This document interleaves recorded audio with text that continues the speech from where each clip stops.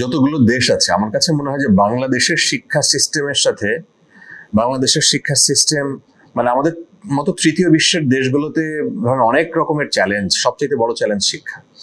এবং এই শিক্ষার জায়গাটা বাংলাদেশে আমরা আমাদের যে এক্সপেরিয়েন্স তাতে হচ্ছে যে আমি হতাশ হয়ে যাই।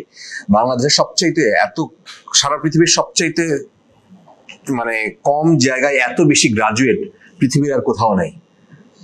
আপনি আমেরিকাতে ইউরোপে যান, সেখানে 12 ক্লাসের পরে পরে মানে 12 ক্লাসের উপরে গিয়ে আর পড়াশোনা করার সংখ্যা খুবই কম।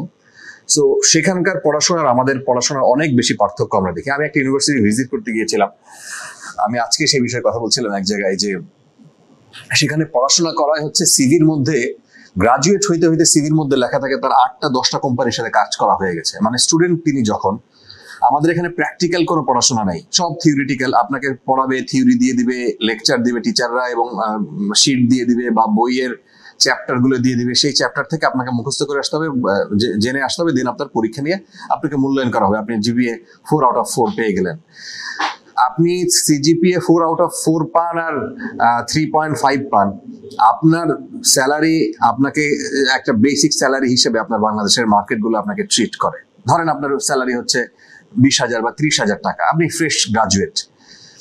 আপনার এই যে 20-30 হাজার টাকার যে স্যালারি, আপনি দেখবেন যে সে যদি এসএসসি পাস না হয়, সে যদি ইন্টারমিডিয়েট পাস হয়, তার স্যালারি ওই একই রকম। সো তার সাথে আমার কোনো পার্থক্য থাকে না। কিন্তু আপনার সিভিতে যেমন কিছু লেখা নাই, আপনি শুধুমাত্র গ্রাজুয়েট হয়েছেন এইটাই লেখা আছে, এবং লেখা আছে আপনি এসএসসি পাস করছেন, ইন্টারমিডিয়েট পাস করছেন, গ্রাজুয়েশন করছেন, এটাই তো লেখা আছে। তো এই লেখা, এইটা দেখে আমি যখন রিক্রুটার, আমি যখন আপনাকে নিয়োগ দেবো, তখন বুঝবো যে আপনি আসলে কিছুই জানেন না। আপনাকে আমার জানাইতে হবে, আপনাকে আমার তৈরি করে নিতে হবে। তো ওরা যেটা করে আপনার পশ্চিমা বিশ্ব, সেটা হচ্ছে প্র্যাকটিক্যালি ওরা এই সময় এক সেমিস্টারে, ধরেন আমি জার্নালিজমের স্টুডেন্ট, আমাকে কোন একটা পত্রিকার সাথে আমাকে দিয়ে দেয় ওরা, যে তুমি ওই পত্রিকা প্রথমে ধরেন 3 দিন ক্লাস, 3 দিন ক্লাসের পরেই তুমি ওই পত্রিকার অমুক ডিপার্টমেন্টে যুক্ত হবা, এবং সেখানে বলে দেওয়া থাকে ওখানে তুমি বিনা বেতনে এই জিনিসগুলো শিখবা, এবং শেখার পরে তোমার ফাইনাল এক্সাম হবে এরকম যে তুমি কি শিখলা 6 মাস পরে এসে তুমি আমাদের ক্লাসে এখানে প্রেজেন্টেশন দিবা।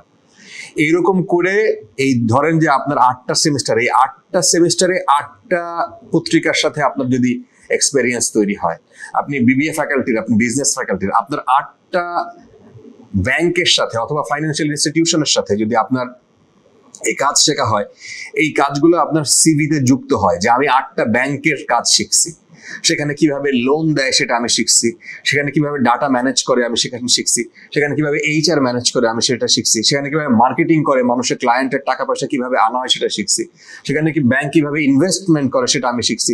এই যখন এটা শেখার পর যখন আপনি একটা ব্যাংকে আপনার সিভি দিবেন, তখন ওই ব্যাংকের স্যালারি যদি নর্মাল ধরে 30,000 টাকা, আপনার বেতন হবে 1 লাখ টাকা। কারণ আপনি ততদিনে এই সমস্ত প্রক্রিয়া আপনি সম্পন্ন করে গেছেন। কিন্তু আনফরচুনেটলি আমাদের কারিকুলাম, আমাদের যেই কারিকুলামটা আমাদের এখানে শেখায়, আমাদের গভর্নমেন্ট ঠিক করে দেয় উচ্চ শিক্ষায়, সেটা এর মধ্যে কোনো কিছু থাকে না। এখানে থাকে হচ্ছে শুধুমাত্র আপনি কি পড়লেন, কতটুকু আপনি ওই মুখস্থ করে খাতায় ঢালতে পারলেন। সো এটা আমাদের স্লোলি এই দিকে যেতেই হবে, আদারওয়াইজ আপনি আমি আমরা যারা গ্রাজুয়েট হয়ে বের হচ্ছি, আমাদের সামনে ঘোর অন্ধকার, এই দেশের জন্য অন্ধকার। আমাদের দেশের যেহেতু মানুষের সংখ্যা বেশি, উচ্চশিক্ষায় আমাদের এখানে এই যে বললাম পার্থক্যটা, আপনি বাংলাদেশের একটা ইউনিভার্সিটির গ্রাজুয়েট এবং আপনি নর্থ আমেরিকার একটা ইউনিভার্সিটির গ্রাজুয়েট, বাংলাদেশে আপনি যত রকমের ফাঁকিবাজি আছে সমস্ত কিছু করে, আপনি পড়াশোনা না করে, আপনি হয়তো কিছু পড়াশোনা করে আপনি পাশ করে যাবেন। আপনি নর্থ আমেরিকান কোনো ইউনিভার্সিটিতে গেলে আপনাকে যখন প্র্যাকটিক্যালি এগুলো দেওয়া হবে, আমি যেগুলো বললাম যে আপনি জার্নালিজমের স্টুডেন্ট, আপনি যদি খুঁটিনাটি না জানেন যে কিভাবে একটা রিপোর্ট লিখতে হয়, কিভাবে একটা রিপোর্ট কিভাবে ছাপাতে হয়, কিভাবে পত্রিকায় এটা পেজ মেকআপ করতে হয়, কিভাবে এটা কম্পোজ করতে হয়, হাতে কলমে এগুলো যদি না শেখেন, আমাদের এগুলো ইউনিভার্সিটিগুলো শেখায় না, কিন্তু ওরা পার্টিকুলারলি ওই পত্রিকার সাথে ওকে অ্যাসাইন করে দেয়, পার্টিকুলারলি ওই সেমিস্টারের পুরোটা ওই ইউনিভার্সিটিতে দিয়ে দেয়। সো এইগুলো করে যখন আপনি এইভাবে শেখান, সো আপনার দাম বাংলাদেশে বসে আপনার যে দাম তৈরি হয় এবং আমেরিকায় বসে আপনার যে দাম তৈরি হয়, দুটো এক না। বাংলাদেশে বসে আপনার দাম তৈরি হয় 30,000 টাকা বেতন, ওইখানে বসে আপনার দাম তৈরি হয় $3,000 বেতন। সো $3,000 বেতন বাংলাদেশি টাকায় কনভার্ট করলে আপনার টাকা দাঁড়ায় 3.5 লাখ টাকা, আর আপনার বেতন তখন 30,000 টাকা। এটা আপনাকে হয়তো তৈরি করে এইভাবে বাংলাদেশের ইউনিভার্সিটিগুলো, আর ওদেরকে তৈরি করে ওদের ইউনিভার্সিটিগুলো এইভাবে।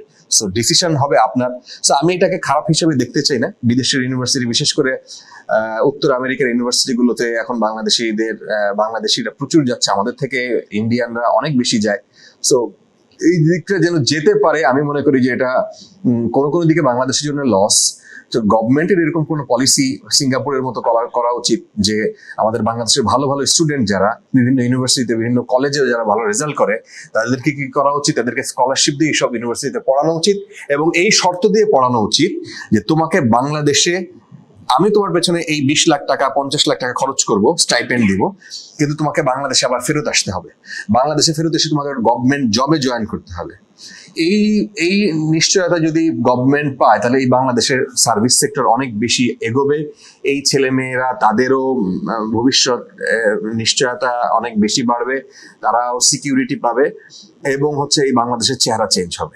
যে সাবজেক্টের, যে বিবিএ ফ্যাকাল্টির, যে সায়েন্স ফ্যাকাল্টির, যে আর্টস ফ্যাকাল্টির, যে পার্টিকুলার এরিয়াতে আছেন যেসব স্টুডেন্ট, তারা ওই জায়গায় প্র্যাকটিক্যাল কাজ শেখার ব্যবস্থা করেন। ওই যে বললাম যে এক্ষেত্রে ইউনিভার্সিটির পলিসি মেক করতে হবে সবার আগে। ইউনিভার্সিটিগুলো যেন এইসব ব্যাংকের সাথে, যদি বিবিএ ফ্যাকাল্টির হয়, তারা ফ্যাকাল্টি নিয়োগের ক্ষেত্রে একটা জিনিস ভাবতে পারে। আমার পরামর্শ থাকবে, বহির্বিশ্বে যেমন ওয়েস্টার্ন দেশগুলোতে তারা ফ্যাকাল্টি নিয়োগের একটা বড় অংশ দেয় যারা প্র্যাকটিক্যালি কাজ করে আসছেন। ফর এক্সাম্পল, ইউসিবিএল ব্যাংক, সেই ব্যাংকের সিইও ছিলেন অমুককে এখানে নিয়ে আসা, তার স্যালারি হবে অনেক, তাকে অ্যাটলিস্ট পার্ট টাইম হইলেও নিয়ে আসলে দুইটা সুবিধা পাবে।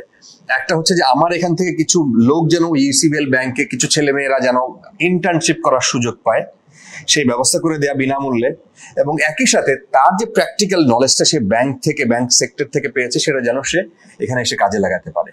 এরকম প্রত্যেকটা সেক্টরে যদি 50% টিচার নেয় রেজাল্ট দেখে, এবং 50% মানে শিক্ষক নিয়োগ যদি দেওয়া হয় এরকম প্র্যাকটিক্যাল ফিল্ড দেখে, যাদের এক্সপিরিয়েন্স এই লাইনে 20-30 বছর হয়ে গেছে, তাইলে আমাদের ছেলেমেয়েরা উপকৃত হবে। ইউনিভার্সিটিগুলো এটা একদম চোখে পড়ার মতো ড্রাস্টিক্যাল চেঞ্জ হবে বলে আমি বিশ্বাস করি। সো ছেলেমেয়েরা যারা স্টুডেন্ট, তাদের ক্ষেত্রে পরামর্শ হবে এইটাকে আদায় করা ইউনিভার্সিটির কাছ থেকে, যে আমরা প্র্যাকটিক্যাল কাজ শিখতে চাই। আমরা থিওরির সাথে সাথে, আমার থিওরি থাকতে পারে 50%, আবার বাকি 50% থাকতে হবে আমার প্রত্যেকটা সেমিস্টারে আমার প্র্যাকটিক্যালে যদি আমি যাইতে পারি, আমি সেই প্র্যাকটিক্যালটা ইউনিভার্সিটি আমাকে এখানে ল্যাব তৈরি করে দিব, ওখান থেকে না, আমি সরকারের যেসব সায়েন্স প্রজেক্ট আছে আমি সেখানে কাজ করতে চাই, সেখানে যেন আমার অ্যাক্সেস থাকে। ইউনিভার্সিটি সেটার ব্যবস্থা করবে, ইউনিভার্সিটি গভর্নমেন্টের সাথে কথা বলে সেগুলো অ্যারেঞ্জ করবে। আদারওয়াইজ আমাকে হাত পা বেঁধে আমাকে কুয়ায় ফেলে দেওয়ার মতো। সো স্টুডেন্টদের ক্ষেত্রে পরামর্শ থাকবে যে ভাই, প্র্যাকটিক্যাল কাজটা তুমি যেখানে বসে শিখতে পারো, সেইখানে তুমি এনগেজ হয়ে যাও। তুমি এনগেজ হইতে হইতে তোমার বন্ধুরা যদি এখান থেকে পাশ করে, ফর এক্সাম্পল বিবিএ ফ্যাকাল্টি থেকে পাশ করে 50,000 টাকা বেতনে ঢুকে, তুমি 4 গুণ বেশি বেতন দিয়ে তুমি তখন স্যালারিতে কাজ করবা ওই সময়ের মধ্যে, যদি তুমি প্র্যাকটিক্যালি তুমি এরকম রিচ হও। সো অনুরোধ থাকবে যে যার যেখান থেকে সুযোগ আছে, যেই সেক্টরে আছে, প্র্যাকটিক্যালি হাতে কলমে কাজ শিখুক। কম্পিউটারে কি লেখা যায় তার থেকে, বইতে পড়ে না লিখে, কম্পিউটারে বসে বসে আমি টাইপ কতটা সহজে করতে পারি সেটা যদি আমি শিখতে পারি, আমার অনেক বেশি কাজে দেবে।